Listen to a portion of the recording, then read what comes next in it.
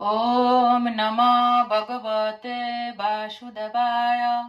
ओम नमो भगवते वासुदेवाय। ओम नमो भगवते वासुदेवाय।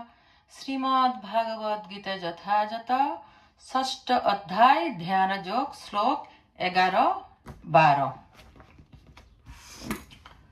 শৌচদেশে প্রতিষ্ঠাপ্য স্থিরমাসনমাত্মনা নাথোচ্ছিতং নাতি নীচং শৈলার্জিন কুশোত্তরম তত্রেখাগ্রং মনঃকৃত্বা যত চিত্তেন্দ্রিয় ক্রিয়া উপাবিশ্বাসনে যুঞ্জাত যোগমাত্মা বিশুদ্ধয়ে।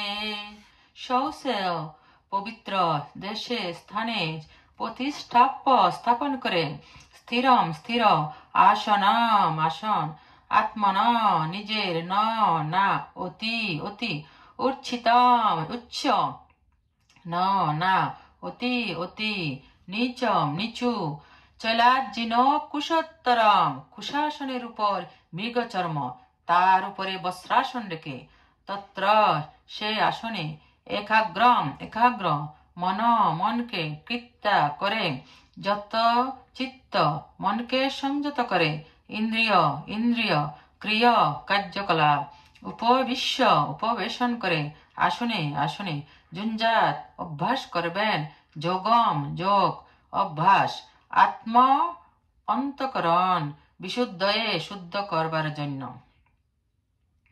অনুবাদ: যোগ অভ্যাসের নিয়ম এই যে কুশাসনের উপর মৃগ চর্মের আসন তার উপরে বস্ত্রাসন রেখে অত্যন্ত উচ্চ বা অত্যন্ত নিচ না করে সেই আসন পবিত্র স্থানে স্থাপন করে তাতে আসীন হবেন।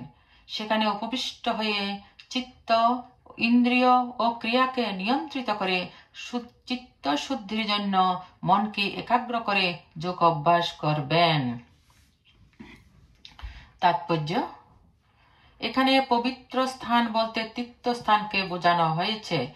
ভারতবর্ষে প্রায় সমস্ত যোগী ও ভক্ত গৃহত্যাগ করে প্রয়াগ, মথুরা, বৃন্দাবন, ঋষিকেশ, হরিদ্বার আদি স্থানে অথবা গঙ্গা ও যমুনার তীরবর্তী কোন নির্জন স্থানে বসবাস করে যোগ অনুশীলন করেন।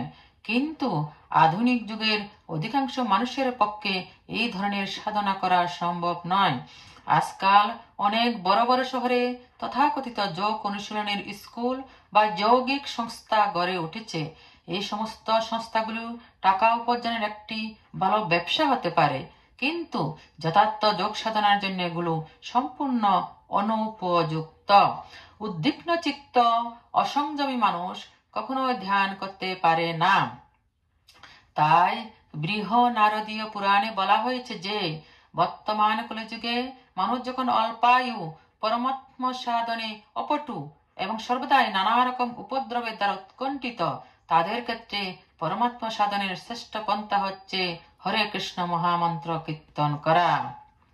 হরে নাম হরে নামৈব কেবলম কল নাস্তৈব গতিরন্যথা। বিবাদ ও সততায় পরিপূর্ণ এই কলিযুগে মুক্তি লাভের একমাত্র উপায় হচ্ছে হরে কৃষ্ণ মহামন্ত্র সংকীর্তন করা। এছাড়া আর কোনো গতি নাই। শ্লোক 13-14। সমঙ্কায় শিরগ্রীবং ধারয়ন্নাচলং স্থির সম্পৃক্ত নাসিকাগ্রং সং দিশাচানবলোকয়ন।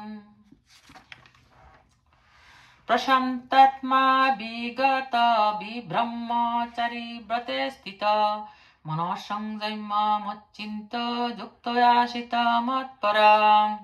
অনুবাদ: শরীর মস্তক ও গ্রীবাকে সমানভাবে রেখে অন্যদিকে দৃষ্টি নিক্ষেপ না করে নাসিকার অগ্রভাগে দৃষ্টি নিবদ্ধ করে প্রশান্তাত্মা ভয় শূন্য ও ব্রহ্মচর্য ব্রতে স্থিত পুরুষ মনকে সমস্ত জড় বিষয় থেকে প্রত্যাহার করে আমাকে জীবনের চরম লক্ষ্যরূপে স্থির করে হৃদয়ে আমার ধ্যান পূর্বক যোগাভ্যাস করবেন। তাৎপর্য: জীবনের উদ্দেশ্য হচ্ছে শ্রীকৃষ্ণকে জানা, যিনি চতুর্ভুজ বিষ্ণুরূপে সকলের হৃদয়ে পরমাত্মা রূপে বিরাজ করছেন। যোগ সাধন করার উদ্দেশ্য হচ্ছে ভগবানের এই পরমাত্মা রূপকে দর্শন করা। এছাড়া যোগের আর কোনো উদ্দেশ্য নেই। জীবের হৃদয়ে বিরাজমান বিষ্ণু শ্রীকৃষ্ণেরই অংশ। চতুর্ভুজ বিষ্ণুরূপী পরমাত্মাকে দর্শন করার অভিপ্রায় না নিয়ে যিনি যোগগুলি অনুশীলন করেন, তিনি কেবল অনর্থক সময়ের অপচয় করেন। জীবনের পরম উদ্দেশ্য হচ্ছে ভগবান শ্রীকৃষ্ণকে জানা। যোগাভ্যাসের মাধ্যমে তারই অংশ পরমাত্মাকে জানার চেষ্টা করা হয়।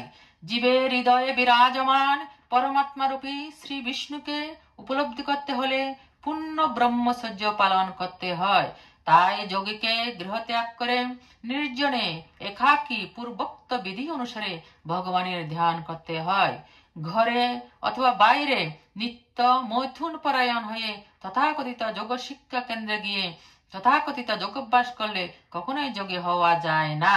মনসংযম ও সমস্ত রকমের ইন্দ্রিয় তর্পণ, বিশেষ করে যৌন জীবন পরিত্যাগের অভ্যাস করতে হয়।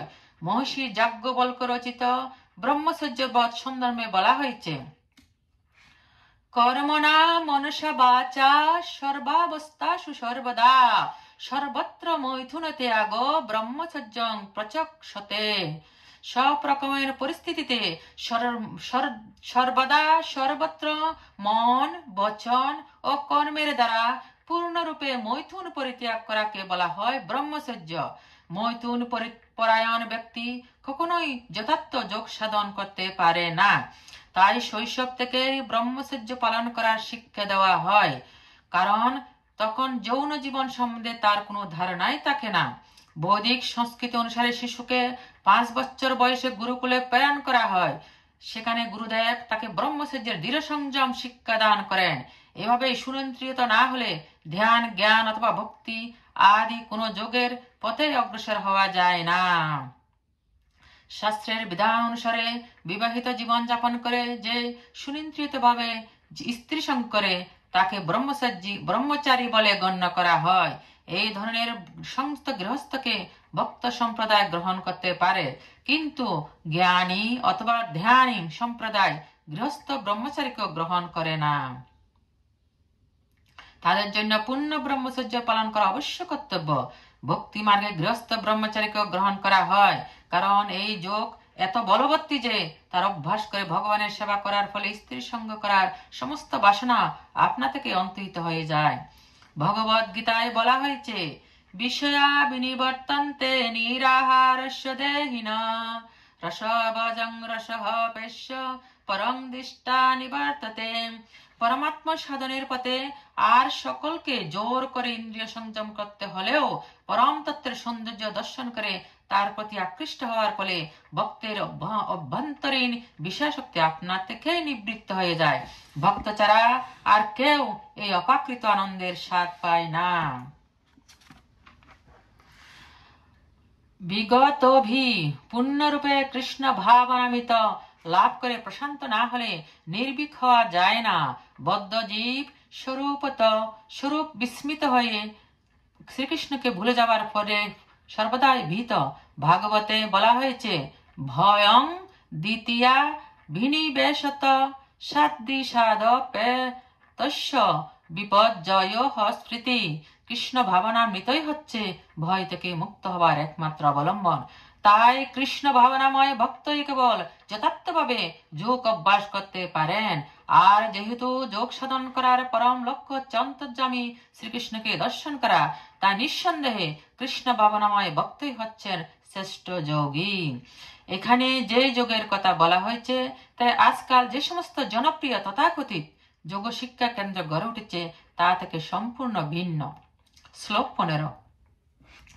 যুঞ্জনেবং সদাত্মানং যোগী নিয়ত মানসা শান্তিং নির্বাণ পরমং মত সংস্থামধিগচ্ছতি। যুঞ্জন অভ্যাস করে এবং এই প্রকারে সদা সর্বদা আত্মানাম দেহ, মন ও আত্মাকে যোগী নিয়ত মানস সংযত চিত্ত শান্তি নির্বাণ পরমাম জড়বন্ধন মুক্তি মহৎ সংস্থাম চিত জগৎ অধিগচ্ছতি প্রাপ্ত হন। অনুবাদ: এভাবে দেহ, মন ও কার্যকলাপ সংযত করার অভ্যাসের ফলে যোগীর জড়বন্ধন মুক্ত হয় এবং তিনি তখন আমার ধাম প্রাপ্ত হন। তাৎপর্য: যোগ অনুশীলন করার পরম উদ্দেশ্য এখানে স্পষ্ট ব্যাখ্যা করা হয়েছে। জড় জগতের সুখ স্বাচ্ছন্দ্য লাভ করা যোগ সাধনের উদ্দেশ্য নয়, পক্ষান্তরে জড় জগতের বন্ধন থেকে মুক্তি লাভ করাই হচ্ছে যোগ সাধনের প্রকৃত উদ্দেশ্য। স্বাস্থ্যের উন্নতি সাধন করা অথবা লৌকিক সিদ্ধি লাভ করার জন্য যোগ অভ্যাস যে করে, ভগবদ গীতায় তাকে যোগী বলে স্বীকৃতি দেওয়া হয়নি। ভবরোগ নিবৃত্তির অর্থ সকল্পিত শূন্যে বিলীন হয়ে যাওয়া নয়। ভগবানের সৃষ্টিতে শূন্য বলে কিছুই নেই, বরং ভবরোগ নিবৃত্তি হলে পরব্রহ্মে ভগবৎ প্রাপ্তি হয়। ভগবদ গীতায় ভগবত ধামের বিশদ বর্ণনা করে বলা হয়েছে যে সেই বৈকুণ্ঠ ধামকে আলোকিত করবার জন্য সূর্য, চন্দ্র অথবা তড়িৎ শক্তির প্রয়োজন হয় না। সেখানে প্রতিটি গ্রহই সূর্যের মতো আপন আলোক উদ্ভাসিত। ভগবত ধাম সর্বব্যাপক, কিন্তু পরব্রহ্ম এবং সেখানে অবস্থিত গ্রহলোককে পরম ধাম অথবা উৎকৃষ্ট ধাম বলা হয়। যে যোগী তার যোগ সাধনায় সিদ্ধি লাভ করেছেন, যিনি সর্বতোভাবে ভগবান শ্রীকৃষ্ণকে জানতে পেরেছেন, তার সম্বন্ধে ভগবান বলেছেন, মচ্চিন্ত মৎপর মৎস্থানম, তিনি যথার্থ শান্তি লাভ করেন, জীবনান্তে কৃষ্ণলোক বা গোলক বৃন্দাবন নামক তার পরম ধামে প্রবেশ করার যোগ্যতা অর্জন করেন। ভগবানের আলয় গোলক বৃন্দাবন সম্বন্ধে ব্রহ্ম সংহিতাতে বলা হয়েছে, গোলোক এব নিবসত্য খিলাত্ত ভূত। ভগবান যদিও তার সদাম গোলকে বাস করেন, কিন্তু তা সত্ত্বেও তিনি তার উৎকৃষ্ট চিন্ময় শক্তির প্রভাবে সর্বব্যাপ্ত ব্রহ্ম এবং সর্বভূতে পরমাত্মা রূপে সর্বত্র বিরাজমান। স্বয়ং ভগবান শ্রীকৃষ্ণ এবং তার সাংস প্রকাশ বিষ্ণু সম্বন্ধে সর্বতভাবে অবগত না হলে কোন অবস্থাতে ভগবানের নিত্য আলয় বৈকুণ্ঠ লোক অথবা গোলক বৃন্দাবনে প্রবেশ করা যায় না। তাই পূর্ণরূপে কৃষ্ণ ভাবনাময় হয়ে যিনি ভগবানের সেবা করেছেন, তিনি হচ্ছেন প্রকৃত যোগী, কারণ তার মন সর্বতভাবে ভগবান শ্রীকৃষ্ণের চিন্তাতেই মগ্ন। সবই মন কৃষ্ণ পদার বিন্দয় বেদ শ্বেতাশ্বর বলা হয়েছে, তমেব বিদিতাত্মি মৃত্যুমেতি। পরমেশ্বর ভগবান শ্রীকৃষ্ণকে জানতে পারায় আর ফলে জন্ম ও মৃত্যুর হাত থেকে উদ্ধার পাওয়া যায়। এর থেকে বোঝা যায় যে যোগ সাধন করার একমাত্র উদ্দেশ্য হচ্ছে জড়বন্ধন থেকে মুক্ত হওয়া। ম্যাজিক দেখানো বা শারীরিক কসরত দেখিয়ে লোক ঠকানো যোগের উদ্দেশ্য নয়। শ্লোক 16। নাত্যসন্নহতস্তু যোগ হস্তি ন চৈকান্ত মনসন্নত ন চাতি স্বপ্নশীলস্য জাগ্রত নবচার্জুন। না অতি অত্যধিক অস্নাত ভোজনকারী তু, কিন্তু যোগ পরমেশ্বর ভগবানের সঙ্গে যুক্ত অস্থি হয়।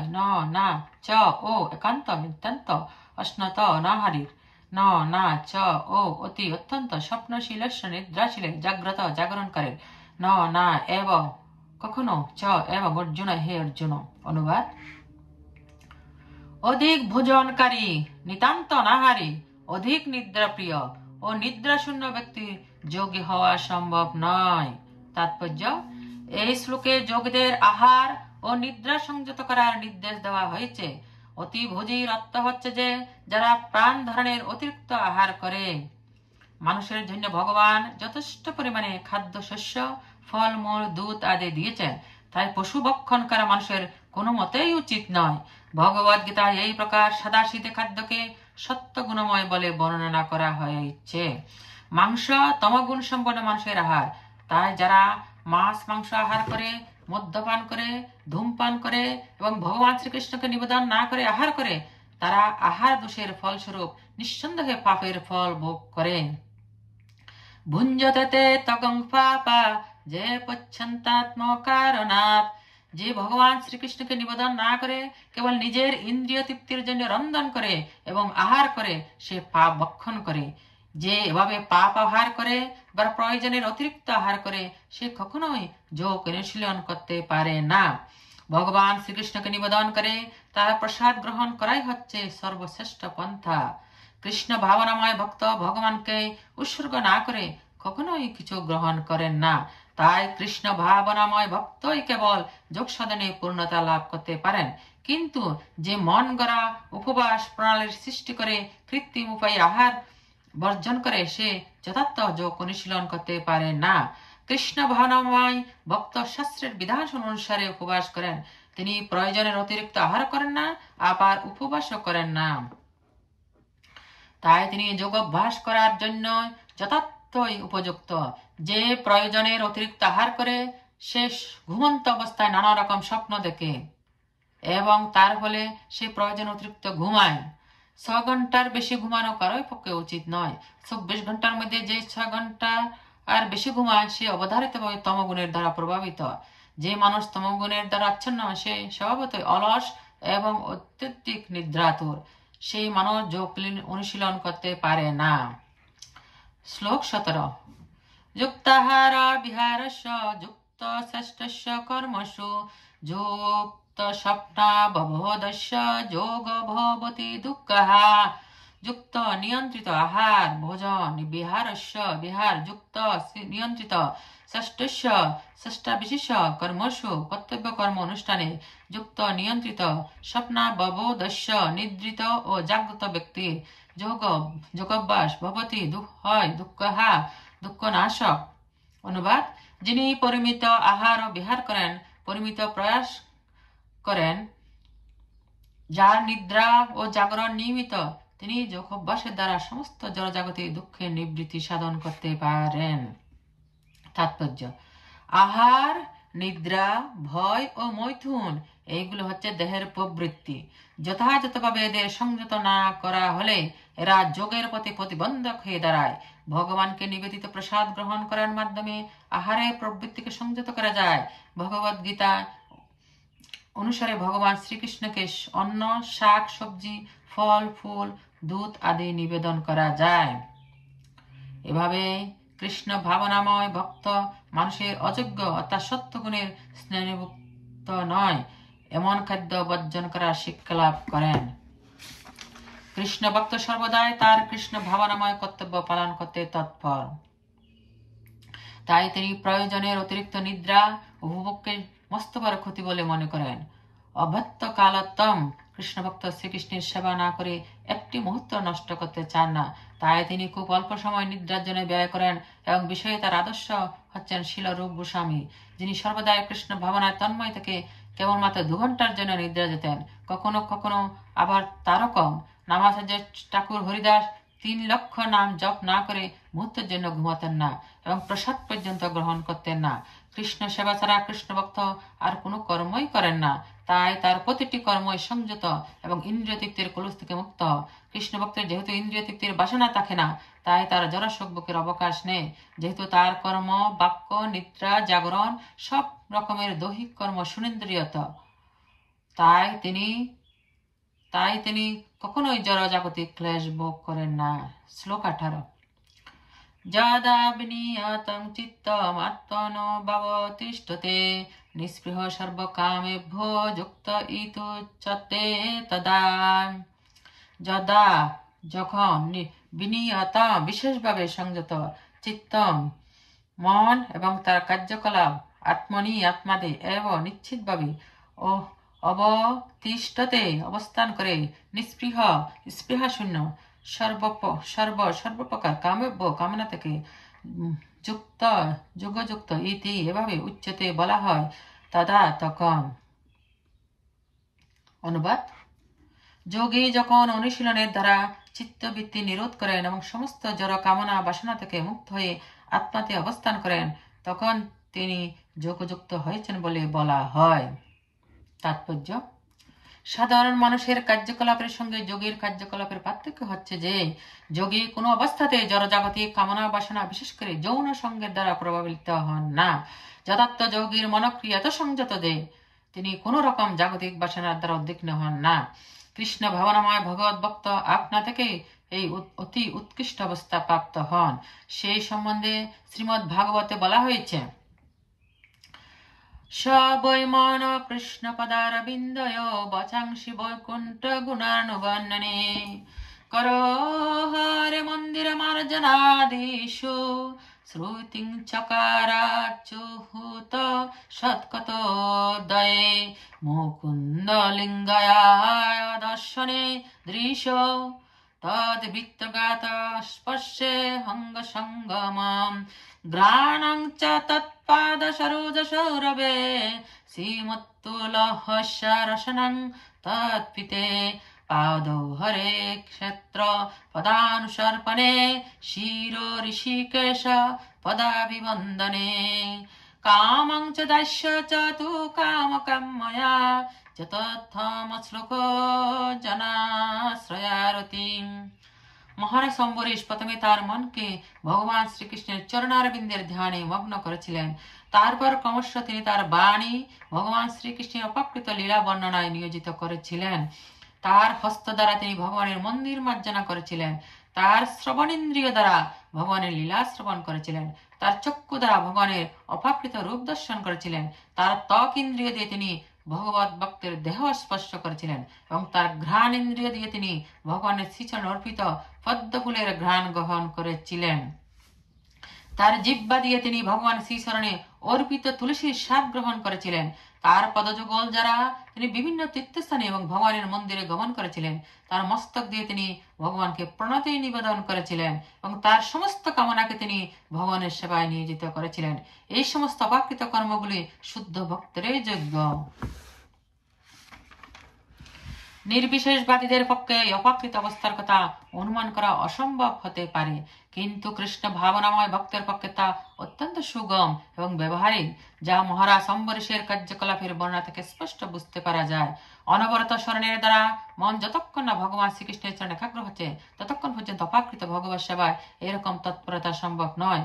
ভক্তি মার্গে এই সমস্ত বিহিত কর্মগুলিকে বলা হয় অর্চন, অর্থাৎ সমস্ত ইন্দ্রিয় ভগবানের সেবায় নিয়োজিত করা। মন ও ইন্দ্রিয়গুলিকে কোনো না কোনো কর্মে অবশ্যই নিযুক্ত করতে হয়। কর্মবিরত হয়ে মন ও ইন্দ্রিয়গুলিকে সংযত করা কোনো মতে সম্ভব নয়। তাই সাধারণ মানুষের পক্ষে, বিশেষ করে যারা সন্ন্যাস আশ্রম গ্রহণ করেন, তাদের পক্ষে অনুবর্ণিত বিধি অনুসারে ইন্দ্রিয়গুলোকে ও মনকে ভগবানের সেবায় নিয়োজিত করাই ভগবত প্রাপ্তির যথার্থ পন্থা। ভগবদ গীতায় একে যুক্ত বলে বর্ণনা করা হয়েছে। শ্লোক 19। যথা দীপ নিবাতস্থ নেঙ্গতে সোপমাশ্রিতা যোগিন যত চিত্তস্য যুঞ্জত যোগমাত্মনা। যথা যেমন দ্বীপ প্রদীপ নিবাতস্থ বায়ু শূন্য স্থানে না ইঙ্গতে বিচলিত হয়, সা উপমা সেই উপমা শ্রিতা বিবেচিত হয়। যোগিনা যোগীর যত চিত্তস্য সংযত চিত্ত যুঞ্জত অভ্যাসকারী বেগম যোগম যোগ আত্মন আত্ম বিষয়ক। অনুবাদ: বায়ুশূন্য স্থানে দীপশিখা যেমন কম্পিত হয় না, চিত্তবৃত্তির নিরত অভ্যাসকারী যোগীর চিত্ত তেমন ভাবে অবিচলিত থাকে। তাৎপর্য: বাতাস না থাকলে দীপশিখা যেমন স্থিরভাবে জ্বলে, সর্বতভাবে পরব্রহ্মের চিন্তায় ধ্যানস্থ হয়ে আছেন যে ভক্ত, তার চিত্ত সেই দীপশিখার মতো স্থির নিশ্চল। শ্লোক 20, 21, 22, 23। যত্র পরমতে চিত্তং নিরুদ্ধং যোগসেবয়া যত্র চৈবাত্মনাঃ আত্মানং পশ্যন্নাত্মনি তুষ্যতি সুখমাত্যন্তিকং যত্তদ্বুদ্ধিগজ্জমতীন্দ্রিয়ং বেত্তি যত্র ন চৈবায়ং স্থিতঃ চলতি তত্ততঃ যং লব্ধা চ পরং লাভং মন্যতে নাধিকং ততঃ যস্মিন স্থিতো ন দুঃখেন গুরুন্নপি বিচাল্যতে তং বিদ্যা দুঃখ সংযোগ বিয়োগং যোগী সংগীতাম। যত্র যে অবস্থায় উপরমতে নিবৃত্ত হয় চিত্ত নিরুদ্ধম জড় বিষয় থেকে প্রত্যারিত হয়, যোগ সেবয়া যোগ অনুষ্ঠানের দ্বারা যত্র যেখানে চ ও এব অবশ্যই আত্মনা শুদ্ধ মনের দ্বারা আত্মনম আত্মাকে পশ্যন উপলব্ধি করে আত্মনি আত্মাতে তুষ্যতি তুষ্ট হয় সুকম সুখ আত্যন্তিকম পরম যা তা বুদ্ধি বুদ্ধি দ্বারা গ্রাহ্যম গ্রহণযোগ্য অতীন্দ্রিয়ম অপাকৃত ব্যক্তি জানে যত্র যেখানে না ছ ও এব অবশ্যই অয়ম এই অবস্থায় স্থিত অবিচলিত অবস্থিতে চলতি বিচলিত হন তত্ত্ব আত্মস্বরূপ থেকে যা লব্ধা অর্জনের মাধ্যমে চ ও অপরম অন্য কিছু লাভম লাভ মন্যতে মনে হয় না অধিক তত তার চেয়েও যস্মিন যাতে স্থিত হলে না দুঃখের দ্বারা গৃহ্ণাপি যদিও খুব কঠিন বিচাল্যতে বিচলিত হয় তা বিদ্যাত অবশ্যই জানবে দুঃখ সংযোগ জড় জগতের সংযোগজনিত দুঃখ বিয়োগ যোগ সঙ্গীতম যোগ সমাধি বলা হয়। অনুবাদ যোগ অভ্যাসের ফলে যে অবস্থায় চিত্ত সম্পূর্ণরূপে জড় বিষয় থেকে প্রত্যাহৃত হয় সে অবস্থাকে যোগ সমাধি বলা হয়। এই অবস্থায় শুদ্ধ অন্তঃকরণ দ্বারা আত্মাকে উপলব্ধি করে যোগী আত্মাতেই পরমানন্দ আস্বাদন করেন। সেই আনন্দময় অবস্থায় অপাকৃত ইন্দ্রিয় দ্বারা অপাকৃত সুখ অনুভূত হয়। এই পারমার্থিক চেতনা অবস্থিত হলে যোগী আর আত্মতত্ত্ব জ্ঞান থেকে বিচলিত হন না এবং তখন আর অন্য কিছু লাভে এর থেকে অধিক বলে মনে হয় না। এই অবস্থায় স্থিত হলে চরম বিপর্যয় চিত্ত বিচলিত হয় না। জড় জগতে সংযোগজনিত সমস্ত দুঃখ দুর্দশা থেকে এটি হচ্ছে প্রকৃত মুক্তি। তাৎপর্য যোগ অনুশীলন করার ফলে ক্রমশ জড় বিষয়ের প্রতি অনাসক্তি আসে। এটি হচ্ছে যোগের প্রথম লক্ষণ। তারপর যোগী সমাধিতে স্থিত হন, যার অর্থ হচ্ছে তিনি আত্মা ও পরমাত্মাকে এক বলে মনে করার ভ্রম থেকে মুক্ত হয়ে অপাকৃত ইন্দ্রিয় চিত্তের দ্বারা পরমাত্মাকে অনুভব করেন। যোগ মার্গ সাধারণত পতঞ্জলির যোগসূত্রের উপর প্রতিষ্ঠিত। কিছু কপট ব্যাখ্যাকর জীবাত্মা ও পরমাত্মার মধ্যে অবস্থাপন করার অসৎ চেষ্টা করে অদ্বৈতবাদীরা সেটিকে মুক্তি বলে মনে করে, কিন্তু তারা পতঞ্জলির যোগ প্রণালীর প্রকৃত তাৎপর্য উপলব্ধি করতে পারে না।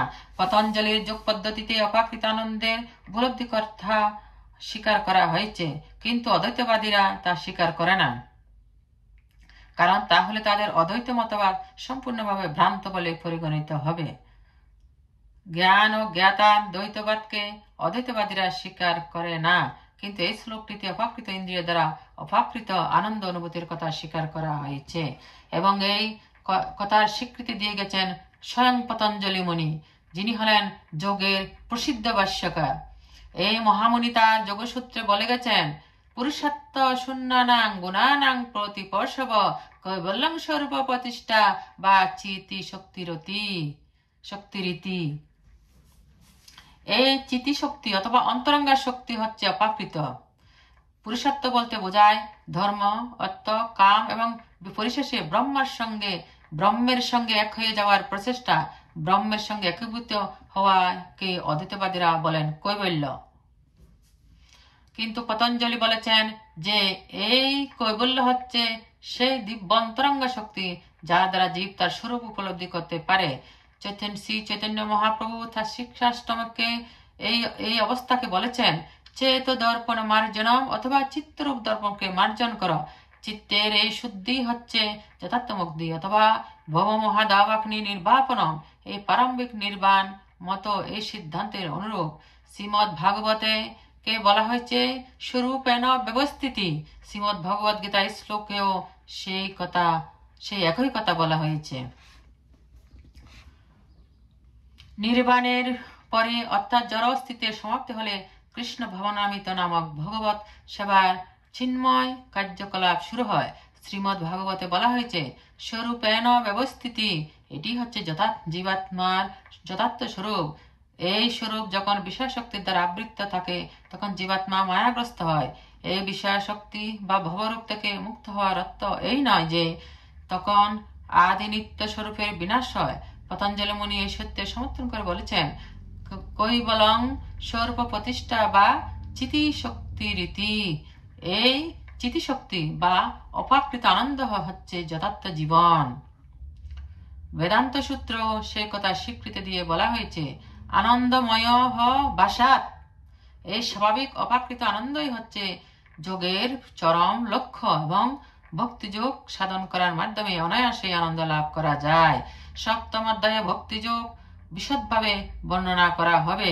এই অধ্যায়ে বর্ণিত যোগ পদ্ধতিতে সমাধি দুই রকমের, সম্প্রজ্ঞাত সমাধি ও অসম্প্রজ্ঞাত সমাধি। নানা রকম দার্শনিক অন্বেষণের দ্বারা অপাকৃত স্থিতিকে বলা হয় সম্প্রজ্ঞাত সমাধি। অসম্প্রজ্ঞাত সমাধিতে কোন রকম জড় বিষয়ানন্দ ভোগের সম্বন্ধ থাকে না, কারণ এই স্থিতিতে তিনি সব রকম ইন্দ্রিয়জাত সুখের অতীত। এই চিন্ময় স্বরূপ অধিষ্ঠিত যোগী কখনো কোনো কিছুর দ্বারা বিচলিত হন না। যোগী যদি এই স্তর উন্নীত না হতেন তাহলে না হতে পারেন যোগী যদি এই স্তরে উন্নীত হতে না পারেন তাহলে বুঝতে হবে যে তার যোগ সাধনা সফল হয়নি। আধুনিক যুগের তথাকথিত যোগ যা বিভিন্ন ইন্দ্রিয় সুখ ভোগের সঙ্গে যুক্ত তা পরস্পর বিরোধী। মৈথুন ও মদ্যপানে আসক্ত হয়ে যে নিজেকে যোগী বলে সে উপহাসের পাত্র। এমনকি যেই যোগী যৌগিক সিদ্ধির প্রতি আকৃষ্ট সেও যথার্থ যোগী নয়। যোগী যদি যোগের আনুষঙ্গিক উপলব্ধির প্রতি আকৃষ্ট থাকে তবে সেই যোগের যথার্থ সিদ্ধি লাভ করতে পারে না। সেই কথা এই শ্লোকে বলা হয়েছে। তাই যারা যোগ ব্যায়ামের কসরত দেখায় অথবা তাদের সিদ্ধি প্রদর্শন করে ম্যাজিক দেখায় তারা যোগের অপব্যবহার করছেন। তাদের বোঝা উচিত যে তাদের যোগ সাধনার সমস্ত প্রচেষ্টায় ব্যর্থ হয়েছে। এই যুগে যোগ সাধনার শ্রেষ্ঠ পন্থা হচ্ছে কৃষ্ণ ভাবনা, এবং এই যোগ সাধনা ব্যর্থ হয় না। ভগবত ভক্তি সাধন করবার মাধ্যমে ভক্ত যে অপাকৃত আনন্দ আস্বাদন করে তার ফলে তিনি আর কোন রকম জড় সুখ ভোগ করার আকাঙ্ক্ষা করেন না। সততাপূর্ণ এই কলিযুগে হঠযোগ, ধ্যানযোগ ও জ্ঞানযোগ অনুশীলনের প্রতি অনেক বাধা বিপত্তি আছে, কিন্তু কর্মযোগ অথবা ভক্তিযোগ অনুশীলনে তেমন কোনো অসুবিধা নেই। যতক্ষণ এই জড় দেহটি আছে ততক্ষণ আহার, নিদ্রা, ভয়, মথুন আদি জড়দেহের চাহিদাগুলিও মেটাতে হবে।